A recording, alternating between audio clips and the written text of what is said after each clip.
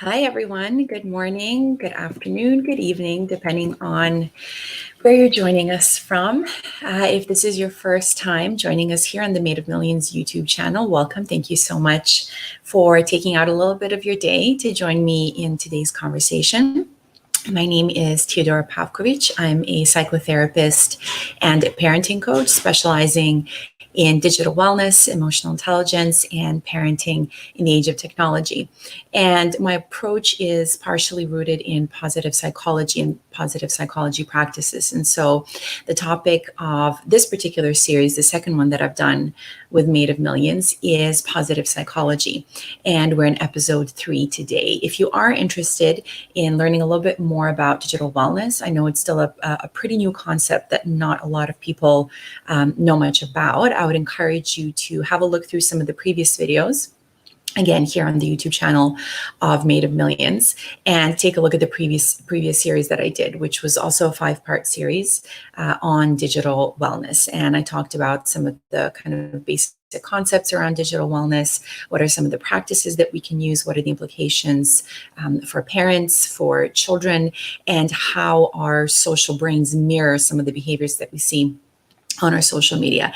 And I'll be talking about the brain again a little bit today. I won't geek out on you far too much, but we can't really talk about relationships and the importance of relationships without talking about our brain. So we'll go right in. If you would like to, I know we're broadcasting both on Facebook and YouTube. If you're joining us live on either one of those channels, please feel free to say hello in the chat box. As I've mentioned there already, if you have any questions that you would like to ask me about that, if there are any observations you made, any comments you have, please let me know in the chat box. And then if you have any questions that kind of come to you a little bit later on, once all the information has settled, you can feel free to email me as well. And of course, you can follow both myself and the Made of Millions Foundation on a whole variety of social media channels. So I'm going to switch into my presenter's view, and I won't be able to see you guys in the chat box just for a little bit. But as I said, we can't really talk about strengthening relationships without talking about the brain. And I'll talk about that in a second. But usually when I deliver workshops and trainings on these topics of relationships, the neuroscience of relationships, I tend to start off with this image. And depending on your age, you may or may not have seen this movie already. It's called Castaway with Tom Hanks. I don't want to give too much of it away, but I do want to give you just a tiny bit of information that I think is so incredibly relevant for what we're talking about today, which is relationships, because I think this movie does a really beautiful job of showing us what happens when we are in isolation and just how kind of deeply wired we are for relationships. And so just very briefly, Tom Hanks ends up stranded on an island with not a lot of his possessions, or the possessions from the plane in which he went down. But one thing he does come across is this volleyball that's created by the brand Wilson. And so as the movie goes along and he spends an increasing number of days by himself, what you see is him starting to relate to the ball as though it's a human, and he starts to call it Wilson. There's a very dramatic scene in which he uses his own blood to draw this face on Wilson that you see in the bottom right corner. Creates a little bit of a hairstyle for him, and what you see here in this bigger picture on the left is him having a very heated argument with Wilson. And of course, this is a little bit of a strange behavior to see in adults, but if we have any parents watching us right now, you know that this is very familiar to you, most likely, and this is very familiar for young children. Many of us, if not most of us, will create these kind of projected personalities in. Sometimes it can be kind of humanoid-looking toys, but sometimes it can be in something like a volleyball or a cup or a book or really any other object. And so I think this beautifully illustrates the fact that when we are left completely by ourselves, we are wired to seek out human connection and companionship in any form that we can really find it. And in this case, obviously, in this movie, it was somewhat of an extreme form, and it was a volleyball. But I would really recommend that you watch this movie, because I think it really does go to the core of what I'm talking about today, which is just how dependent we are on relationships in order to stay happy. And of course, a lot of the times, whenever Harvard University comes out with a study and says that they found something to be true in their study, we tend to believe them.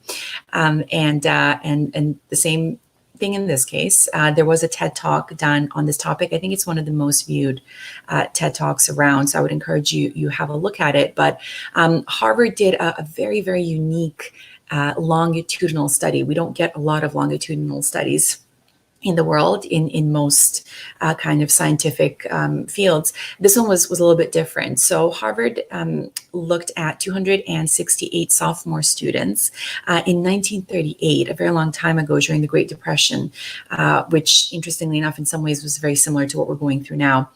And they were interested in looking at happiness, looking at joy, looking at positive emotional states, and what the implications there are when it comes to our physical health as well. And so this report was published in the Harvard Gazette in their section on health and medicine.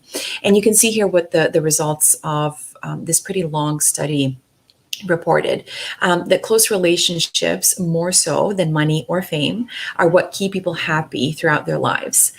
Those ties seem to protect people from life's discontents. They help to delay both mental and physical decline. And what's very interesting is that they are better predictors of long and happy lives than things that we typically consider to be very good predictors, which are things such as social class, such as IQ, or even genes.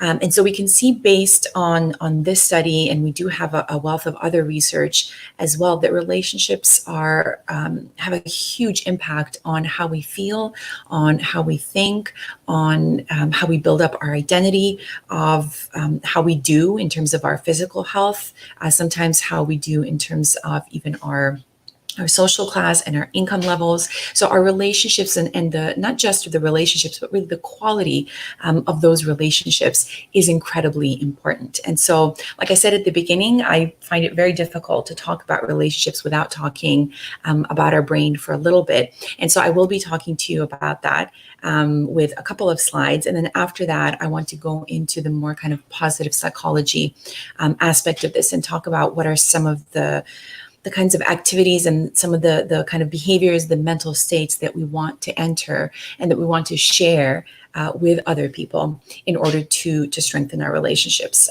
Whenever I just this kind of slight detour, whenever I talk about positive psychology, I am always a tiny bit critical of the message that sometimes gets sent across, which is that you are really fully 100% in control of your happiness and of your levels of well-being. You are the one who is fully responsible for how you feel, and you should be able to make yourself feel better by yourself by doing A, B, C, D, and E. That is completely untrue. It is a complete lie. Whoever tells you that, you shouldn't believe them, because we need other people to a certain extent. Not again, neither one of these are kind of, they're not mutually exclusive. It's not 100%. With either one, we have a certain level of responsibility ourselves, and there are tons of things that we can do in order to improve kind of our inner mental and emotional landscapes. But we do rely on other people to feel good.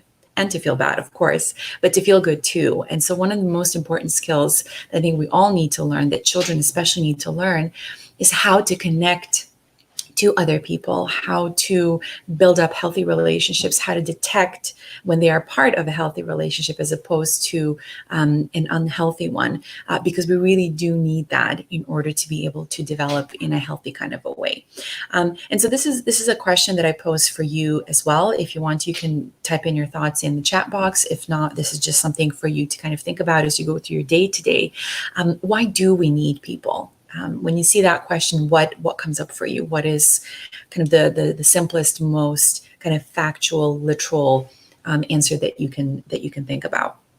Like I said earlier, I like to always refer to the brain because it holds very many secrets, many of which we're able to uncover now thanks to neuroscience. And this picture was actually taken at the Neuroscience Center in New York City, up at Columbia University, which is a place that I used to go to, not so much now because of physical distancing, but I used to go to the neuroscience department at Columbia every couple of months up until recently to teach children about the brain and about our nervous system. And sometimes we'd have kids as young as about 4 or 5 come in. For the most part, we had middle schoolers and high schoolers come in and talk about what are the differences in the different types of brains and the different creatures we see roaming on the planet, and why are human brains so very different. So this is what my desk typically looks like. Yes, in the background, that is an actual real human brain. Everyone gets a kick out of that one. But what you see in the front is this very small collection of very small brains that we use for comparative reasons to show just how much more complex we are as human beings.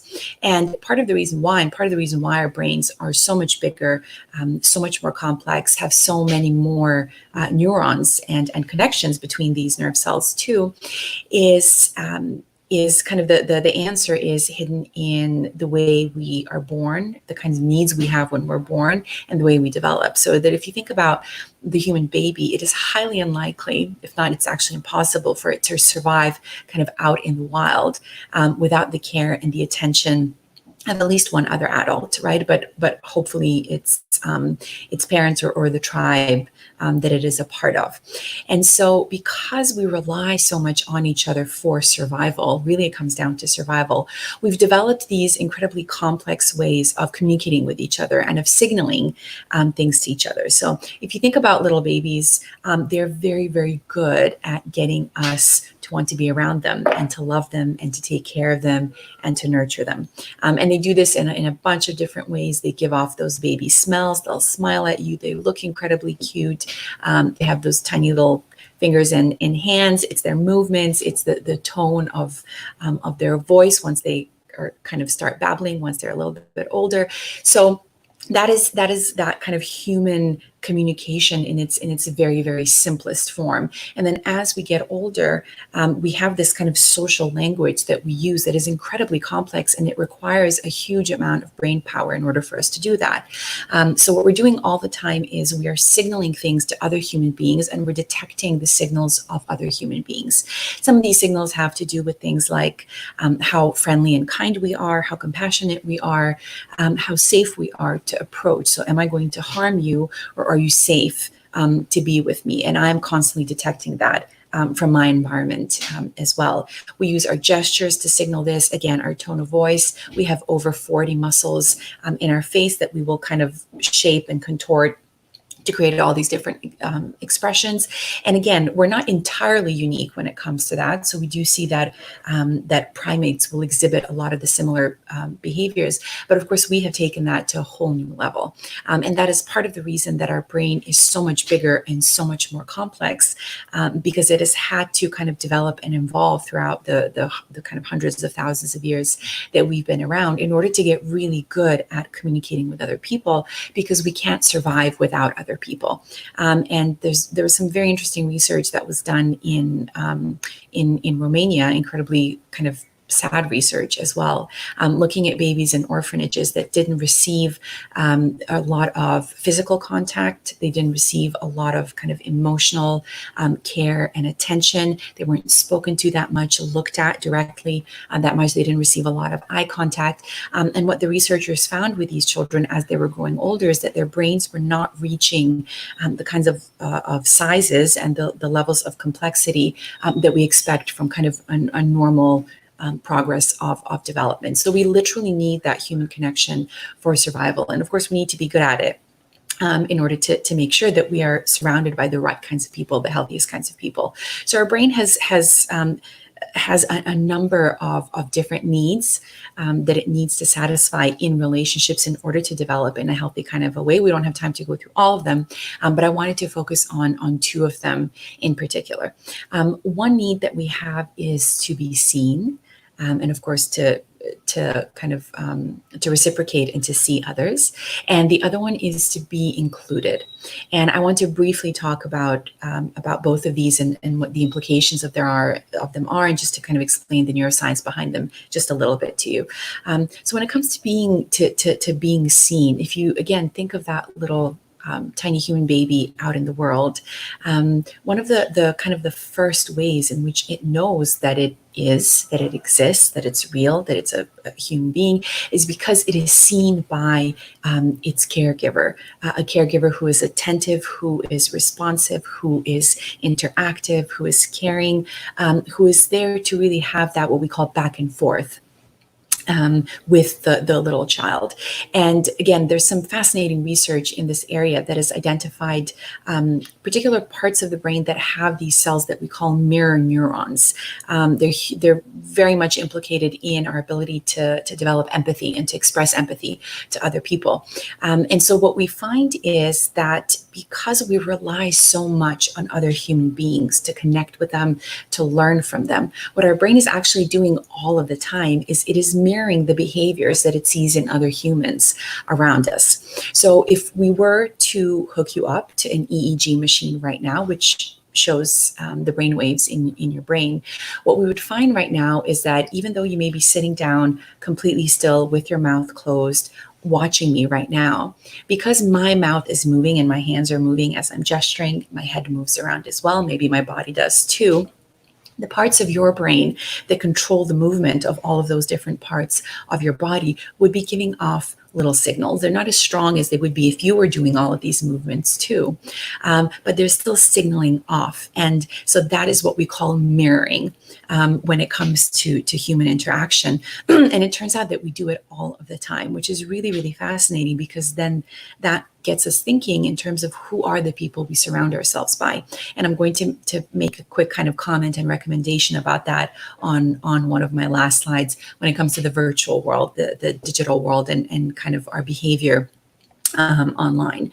But this need to be seen is incredibly strong. It's what helps us learn about human behavior. It is what helps us exhibit those really kind of the highest and the most complex of human behaviors, which are things like compassion and kindness and empathy. So a lot of the research coming out of this has been incredibly fascinating and has shown that really deep level of really copying each other and the way we mirror each other all of the time.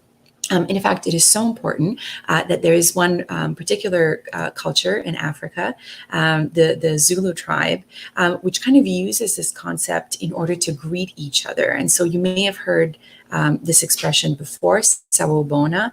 It's been used quite often to illustrate kind of just how beautiful this capacity is that we have to see each other. It basically means I see you.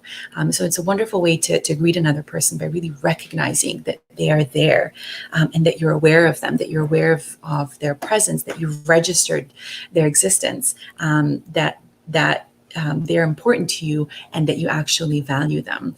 And that triggers a whole collection of, again, I like to call them juicy chemicals that our brain really loves to marinate in. And again, I use the example of babies all the time. I work with children, so I love using pictures of them as much as I can. But if you think about this baby, if it were to suddenly come alive, and if you were to come into view, if it were to see you, and if you were to react to it, to seeing it, you would see its eyes light up immediately. The expression of its face would change immediately. There would be this kind of almost unseen connection between the two of you, and that is because of that power of being seen. Another incredibly powerful state that we can be in is feeling included, and that is because rejection literally hurts us. And so this comes again from a series of incredibly interesting experiments that were done in the fields of neuroscience and psychology, where scientists were able to show that when we feel socially rejected, or when we feel socially isolated and kind of alone, rejected, the same part of the brain that lights up when we experience physical pain also lights up.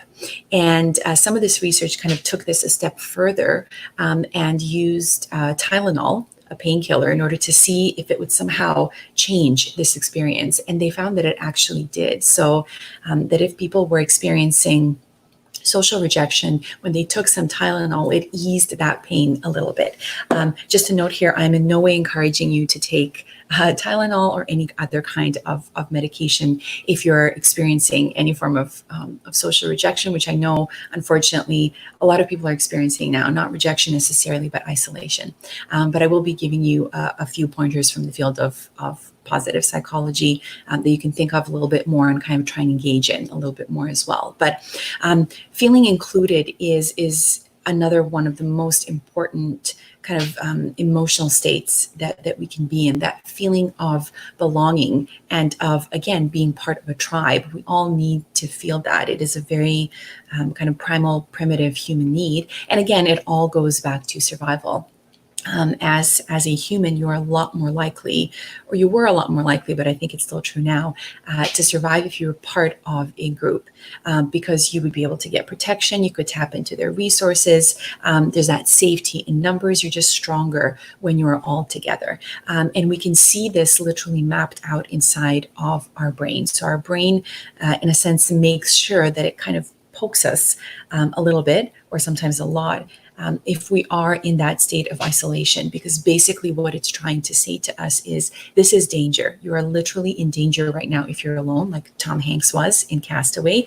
Go out and find some human beings as soon as you can. If you can't, then just try and create one with whatever tools you have at home.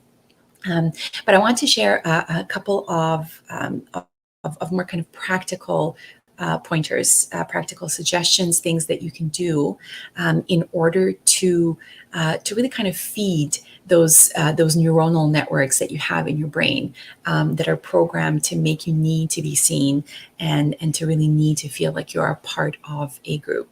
Like I said, when we feel isolated, our brain puts us into this mode of stress because it wants us to seek out other people and to find them.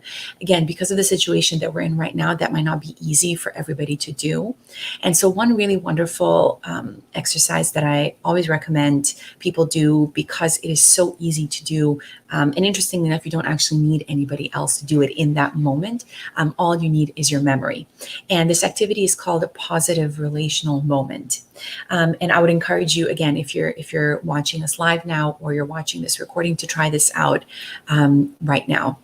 The point of the exercise really is to get some of those, again, as I call them, yummy juices and chemicals flowing inside of your body, inside of your brain, that can bring a kind of elevated state of well-being to you immediately. And what it involves really is you using your memory to think back to a moment when you had a positive relational experience with somebody who made you feel safe, who made you feel like they were paying attention to you, who made you feel as though you were seen, who made you feel as though you were included in that moment, as though they cared about you, as though they would listen to you no matter what you said, that they would still accept you, but that they really would listen and kind of take in whatever you share with them.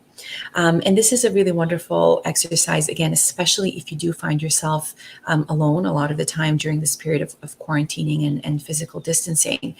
Something that you can do on a daily basis. You can start your day that way. You can end your day that way. If you find yourself kind of in the middle of your day, all the work that you're doing, to be really stressed or to be feeling maybe a little bit kind of sad, a little bit lonely, this is a very, very quick activity that you can do in that moment. And I would take it a step further, because again, we say sharing is caring, but sharing also amplifies any emotional state that you're in. Whoever that person is who you end up thinking about for this positive relational moment, I would really recommend that you share that with them. That you share that you were the person who I thought of when I kind of conjured up an image of the last time that I had a really, really positive experience with somebody. So that is one activity. A couple of other things that I want to kind of direct your attention to. None of these will be things that you haven't heard of of before, but they really help to make you feel as though you are seen, and to help you see other people as well, which again, given the situation that we're in right now, I think is incredibly important. It's unfortunate that probably the only way we can see a lot of people right now is through this lens, and through this very kind of bizarre, flat, sort of two-dimensional space that exists here in the digital. But still, we have to take whatever we can. Tom Hanks had his volleyball. We have our screen-based devices.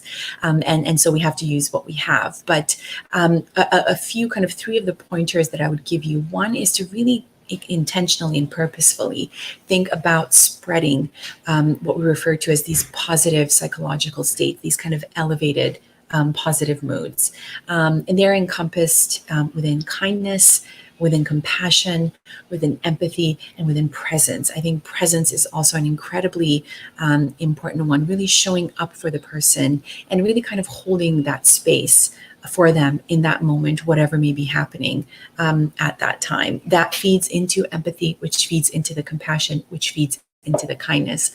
They all kind of expand each other out even more. And it's very hard to tease them apart, because typically if you are kind of expressing empathy towards somebody, you are telling them, I'm present, I see you, I'm here for you, I feel for you, whatever it is that you are going through. And I'm also showing you kindness. This is an act of kindness by me being here with you presently. As much as you can, of course, do this in person. If you can't, really use your whatever tool it is, the email or the text or the social media platform, your website, your newsletter, to really think every day, how can I actually actively and intentionally spread these positive emotional states?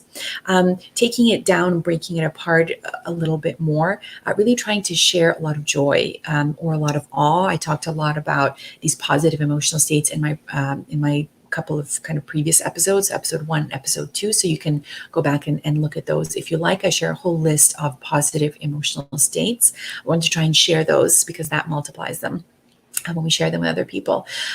Seek comfort as much as you can. Feeling that safety and that comfort is really important right now. So seek out people who make you feel that way, who make you feel very comfortable and very safe while interacting with them. Be sure to listen and to look at people, again, even though we're doing it in this very, very bizarre way, and a lot of us are feeling the screen fatigue.